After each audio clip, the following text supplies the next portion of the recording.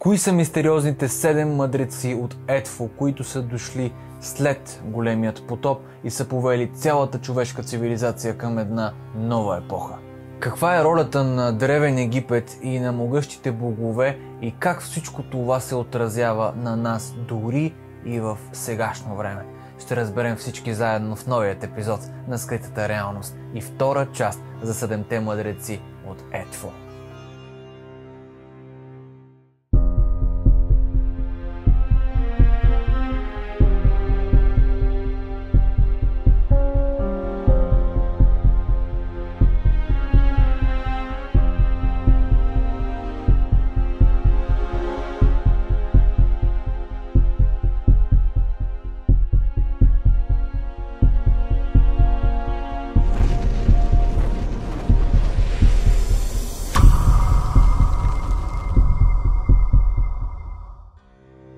Самият Тот, както знаем, има огромна роля в древните предания за строителството на голямата пирамида в Гиза. През вековете той е назоваван с много имена. Трижди Великият, Хермес Трисмегист, дори е приравняван на Сорит, Идрис или библейският Хенох или Енох. Той често е изобразяван с глава на ибис от семейство щъркели, което разбира се е свещена птица в Египет. От една страна за древните египтяни той бил пазителят на древните мъдрости, но от друга на него гледали като господарят на времето. В Хелиопол била прочута библиотеката в неговият храм. Говори се, че там се съдържала информация за тайните тунели върху папируси, написани от самият Тот. Той имал и няколко специални предмета, както ги наричат, които му помагали да използва великата сила. Това били, например, вълшебно огледало, в което можел да вижда отдалечени на голямо разстояние предмети. Слушаща и пееща птица, с чиято помощ разбирал за всички новини отдалече, а от древните надписи разбираме, че самият той е дошъл на земята с своят кораб, както го наричат. Възложено му било да правораздава, когато боговете и хората се размножили до толкова, че възникнала нужда от регламент. И така всички възхвалявали неговата мъдрост, с която той преписвал и организирал богослуженията и принасенето на жертви. Научил хората как да пишат и на изкуството на речта. Научил слугите как да се грижат за палатите и храмовете на боговете и на царете. И така нищо не било забравено от неговата мъдрост, също и изкуството на ръчното тъкане и сплитане, лова, земеделието и така нататък. С течение на времето самият Тот е смесван с много други имена, но така или иначе изводите водят към едно и също нещо. Тот или дори Енох са реални същности от много далечно време, дошли на земята и донесли на хората знание, култура и наука. Енох разказва доста за оживен контакт с боговете Елохим, които ще засегнем в други епизоди, как неведнъж е напускал земята с летателните им апарати. А самият Тот разказва нещо, което си струва да бъде чуто, като разбира се нека всеки да си направи свой собствен извод. Ще дойде време, в което египтяните направо ще молят боговете си и всички техни свещеннодействия ще останат безплодни, защото боговете ще са напуснали Египет и ще са отлетели от небето. Египет ще осиротее, след като бъде напуснат от всички свои богове. Тогава обаче в страната ще дойдат чужди хора и ще властват в нея. Те ще пречат на египтяните да изпълват старите богослужения, с които са свикнали, и ще наказват онези, които заварят тайно да служат на старите богове. Тогава онази страна, която е била най-набожната на света, ще стане безбожна. Ще бъде изпълнена не с храмове, а с гробници, не с богове, а с трупове. И тогава страната ще бъде обезлюдена не само от боговете, а и от египтяните. Най-старото значение на египетската богиня на небето, Нут, гласи Мехет Верет, което означава големият прилив. Извън тази връзка обаче съществуват много предания, например като тези от Папирус Харис, както и надписите в храма на Едфо, които разказват за водното бедствие.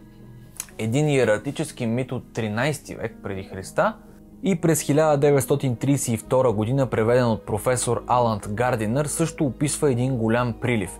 За разлика от Старият завет и епоса за Гилгамеш, египетският Ной от Напищим или избранника, който да оцелее и да поведе човечеството в Египет, този път е богинята на плодородието, която по характер напомня на божеството Озирис. За да обуздае насилието на морето, богинята, подобно на Ной и от Напищим, изпраща птица, която побързала към Изида. Вследствие на това Изида решава да помогне и поговорила с баща си Птах. Най-накрая Птах решава да усмири морето с помощта на бога на времето Сет.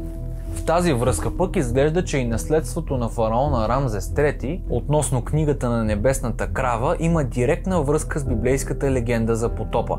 С публикуваният си труд през 1982 година, египетският мит за небесната крава професор Ерик Хорнунг предоставя най-разбираемият обективен превод на тази история. Тя започва по времето на Златната епоха, в епохата, когато все още боговете са вдели директно над хората. Това е времето, когато хора и богове все още са се обединявали и живеели в пълна хармония, но под необясними причини по някое време хармонията и почитането на боговете престават. Отношенията обаче, забележете, не били нарушени от боговете, а от нас хората. В този план на мисли сме си заслужили най-вероятно и всемирният потоп. Както някои египтолози допускат, напълно е възможно отделните имена на боговете на Древен Египет да възникват поради страха от истинските имена на съответните божества. Но пък от какво толкова са се страхували египтяните? От мита за Хор знаем за периода на вече споменатото и предизвикало потопа въстание на нашите предци, за които се съобщава, че 11 000 години преди Христа по онова време божеството Ра вече било старо, той извикало на помощ своя внук Хор Бехедети, Хор побързал да дойде и след това победил полубоговете и хората врагове на Ра, като от долна Нубия на юг до морският бряг на север изтласкал враговете на Ра от единия фронт към другия с летящ кораб. Хор Бехедети отлетял към хоризонта като голямо крилато слънце, затова го наричат и до днес Великият Бог и Господар на небето. След като съзря от небето враговете, се спусна пред лицата им като огромна пчела. Той яростно насочи жилото си срещу тях. След това те повече не можеха да виждат нищо. На събранието на боговете вече било решено, че Хор можел да използва срещу хората друго мистериозно вълшебно оръжие, наречено Божественото око на Ра. Отвори окото си, за да изтреби то онези, които злонамерено сплетничаха срещу теб. Няма друго око, което би могло да ги погуби по-добре за теб. В днешни времена пък египтолозите смятат, че окото на Ра не е само част от тялото на Ра, според преданията то представлявало едно отделно същество. Съществуват легенди, според които окото влизало в употреба, било то при изпълнение на заповед за унищожение на враговете или за търсене на нещо конкретно. От месопотамските клинописи пък научаваме още по-интересни подробности за това какво се е случило. След като боговете сътворили хората в рамките на месопотамската митология, разбира се, животът течал в постоянна хармония и всичко било прекрасно. Но братът на Еа, Енлил, който от самото начало бил против изкуственото създаване на хората във времето на Златната епоха, подозрително се примирил. Когато някои от божествената свита също така започнали да завързват междуполови отношения с човешките дъщери, чашата на търпението му преляла. Енлил, както и Ра в египетската митология, свикал Обсинако, или Съветът на боговете, на който се оплакал пред всички. Страната се разшири, хората се увеличиха, множат се като диви бикове. Множенето им разсърди Бога, Бог Енлил чу техните думи и каза на великите богове: неприятни са станали приказките на хората, множенето им открадна съня ми. А това пък съвпада доста с историята на шумерската цивилизация за техните богове Анунаките. Ако не сте гледали епизода за Анунаките, отдолу в описанието ще има линк, вижте го, за да направите връзките, много интересно. Но в началото не потопът бил този, който сполетял хората, а зарази и болести, които предизвикали болки и висока температура. Хората моляли бог Еа, който може да бъде идентифициран като бог Ра, за неговата помощ. Еа, о господарио, човечеството стене, гневът на боговете съсипва страната, но ти си този, който ни създаде, сложи край на страданията, на болестта, на треската. Във всеки случай Ра първоначално предотвърдява унищожителният план на Сет против хората, като подобно на Хор в египетската версия предизвиква няколко събития. Това обаче накарало Енлил още повече да се ядоса и той отново се оплакал пред великите богове. Хората не намаляха, техният брой е повече от когато и да е било. При вторият си план, който този път реализира с помощта на великите богове, Енлил се опитва да унищожи хората с жажда и глад, което продължава 7 шатаам, периоди или години. По време на тези тежки времена хората така подивели, че започнали да дебнат единственото приятелско настроено божество Ра и дори му се нахвърляли. Но въпреки накърнената му почит, Ра скоро разбрал, че хората не можели да направят нищо срещу божествените сили. От това той много се натъжил и дори заплакал. Стигнало се до там, че дори самият Еа подтиквал хората вече да не се подчиняват на боговете. Представете си какво щеше да бъде, ако живеехме по онова време.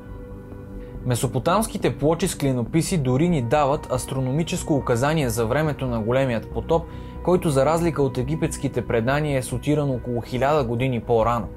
Съзвездието на Лъва измери водата на водите. Това сведение отговаря на периода на голямото топене на ледниците, което се е случило към краят на последната ледникова епоха и се потвърждава и от днескашната наука. Когато потопът свършил, по-голямата част от човечеството била измряла. Нямало ги вече и писмените свидетелства на древните времена. Малкото оцелели изпаднали в фазата на примитивност, която първоначално започнала с канибализъм, а след това те повторно опитали да се задържат над водата като ловци и събирачи. Един много интересен експеримент, който е на повече от 2600 години, направен в Древен Египет, показва, че децата, които са изолирани, подивяват и без никаква човешка намеса не могат да се научат да говорят. През 7 век преди Христа фараонът Псаметих I заповядва 2 новородени деца да бъдат затворени и за тях 2 години трябва да се грижи един овчар, който обаче не трябвало да говори с тях.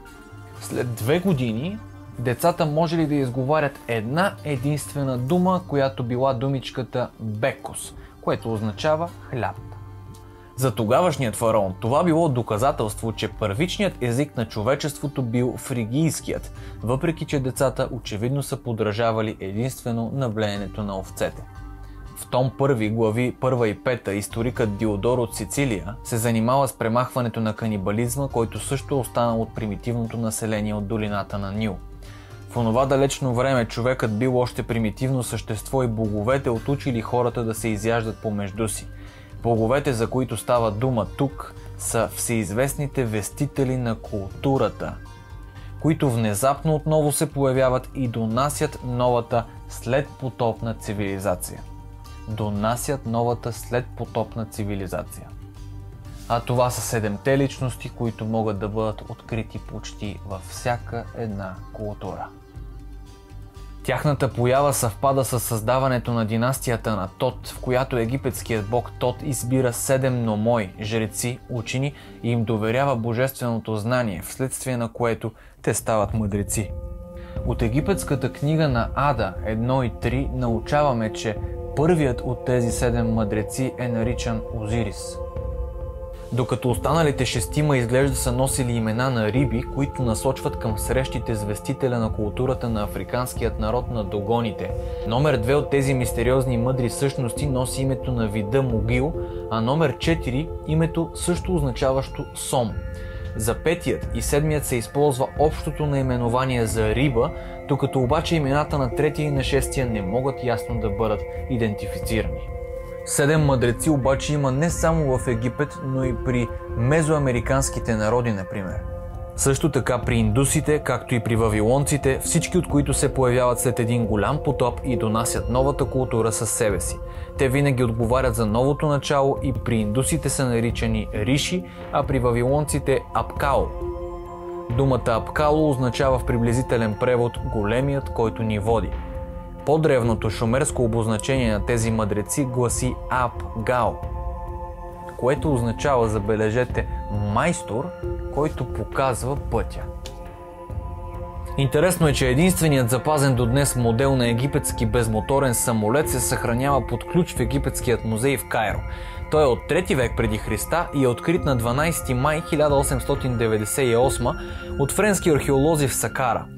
Този модел на самолет носи надписът Пади и мен, което означава приблизително подарък от мъдреците. Това, което постоянно се изпуска от съвременните изследователи по отношение на мезоамериканските вестители на културата, е прозвището на тези мистериозни посетители Ах Роха Лак, което може да бъде преведено като господар на зелената плоска черупка. И тук е интересен въпроса: това ли са подобните на НЛО летящи кораби, за които има даже и рисунки по цял свят? За пристигането на мъдрия Тот може да се прочете следното: твоето място от пантивека е могилата на Вено. Ти изплува на сушата от морето на ножовете и във водата се появи от тайното яйце. В египетската книга на мъртвите, Афоризъм 17.209, се говори, че върховният бог Ра, който е в яйцето, Ра, който плува върху своята небесна черупка. Още нещо интересно: в древен Египет думичката Сехем е символ на властта, с който били наблюдавани звездите, наречени в древноегипетските текстове съществата, намиращи се между боговете и хората. Многократно дори Сехем е описвано като отделно същество, което стои на едно ниво с боговете. Функцията на този предмет за съвременните египтолози и до днес си остава загадка, въпреки че някои смятат, че точно в него се крие разрешението за космическите наблюдения на Галилео Галилей. Египтолозите интерпретират Сехем единствено като обикновен владетелски жезел, без при това да вземат под внимание силата, която съгласно преданията живее във въпросният жезел и не е просто пръчка, която символизира силата на владетеля. Поради силата да вижда, скрита в Сехем, може да се обясни и едно от прозвищата на Озирис, което гласи: големият Сехем, който живее в небесата. В книгата Страшният съд е започнал отдавна. Ерик фон Даникен разкрива възможностите да са ни посещавали в миналото представители на извънземна цивилизация. Такава възможност за някои изглежда като доста голяма фантастика, но за други си е очевиден факт. Ето какво казва той.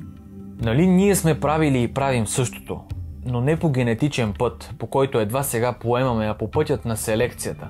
Отгледали сме швейцарски и немски крави, които днес пасат в тропическият климат на Кения.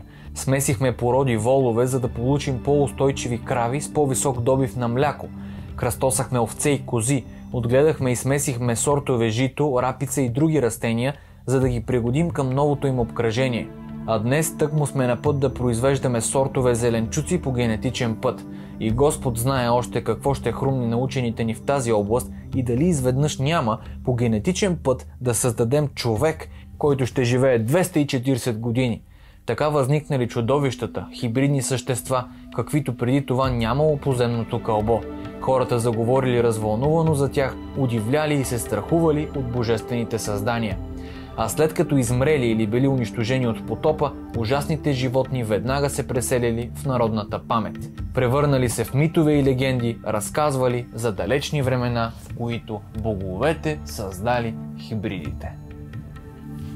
Около 80% от митологията на древните — ацтеки, индуси, шумери, египтяни, майи, асирийци, индианци, южноамерикански цивилизации, европейски племена, азиатски империи и така нататък — изобразява една и съща пленяваща история за извънземни богове, които създават човека и се грижат за неговото оцеляване.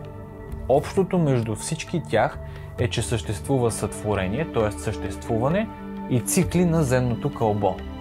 Всеки от тях завършва с опустошителен катаклизъм, който е нужен за цялата човешка цивилизация, за да може тя да премине към следващият етап на своето развитие. Великите богове според древните слезнали от небето, за да добиват най-издържливия електролитен метал, познат в химията като злато. Египтяните наричали златото кожата на боговете. Те, които слезнаха на земята, след това създадоха и човека. В Шумер тези същества уточняват в древни писмени свидетелства създаването на човека, за да бъде работник в мините им за злато. На Балканите все още се носят митове и легенди за отминали вълшебни времена, но никой съвременен историк не е очаквал да открие у нас най-старото злато в света. А се оказва, според някои, че най-древните златни мини и дори най-древните владетели се намират тук, в България. Сътворението на космическият ред е точно това начало на времето. Тогава се родил и календара. На Балканите има такъв календар, който се намира в пещера Магурата. Изображенията, които датират от 8-9 век преди Христа, а според испанците те са на 9000 години, имат своите аналогии с рисунки от праисторическите центрове в Италия, Иберийският полуостров и Предна Азия. Тази боя е изиграла ролята на покритие, което е спряло разлагането на минералното вещество на стената варовика. Там, където гуаното е паднало, е започнал процеса на разлагане. Според специалистите, рисунките са правени с пръсти по белите стени на пещерата на различна височина от пода и с различни размери. Преброени са над 113 фигури. Древно вавилонско предание разказва, че 7-те мъдреци са живеели преди големият потоп и вдигнали стените на свещеният град Урук. Според шумерската цивилизация, Енмедорана е седмият цар, преди потопа управлявал в Силпар 6 обиколки на планетата Нибиру, преди да стане първожрец и да получи името Енмедоранки. Знаем вече за планетата Нибиру и за шумерската цивилизация, които твърдят, че са получили всичките си знания и технологии благодарение на анунаките, които дошли именно от тази планета. В книгата на Енох същия този цар е с името Архангел Урил, който разкрива на Енох тайните на Слънцето и законите на Луната, а накрая Урил му предава и небесните плочи, като го напътства да ги изучава много старателно и внимателно. Интересното е, че в колкото древни мита срещнем 7-те мъдреци, те винаги са просветени, оцелели са огромен катаклизъм, погубил почти цялата планета и след това полагат основите на нова епоха на човечеството.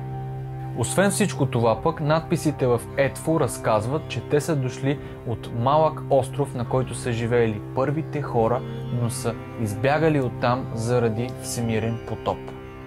Повечето жители са се отдавили, малкото оцелели са се заселили в Египет, като се превръщат в боговете строители, работили в прастарото време. Изключително странно и някакси възхитително е това, че тези истории са толкова разбъркани, но ни водят към един и същи извод. Че древните са знаели много повече от нас и без значение с какви имена са ги наричали.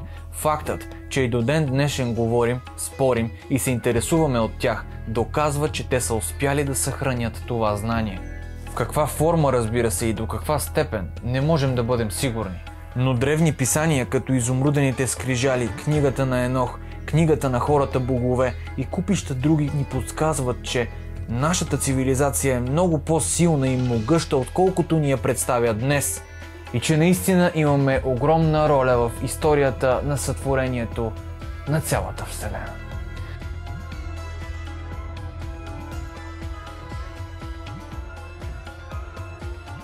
Какво мислите вие? Ще се радвам да разбера долу в коментарите. Поклони, благодаря, бъдете много здрави и ще се видим в следващото.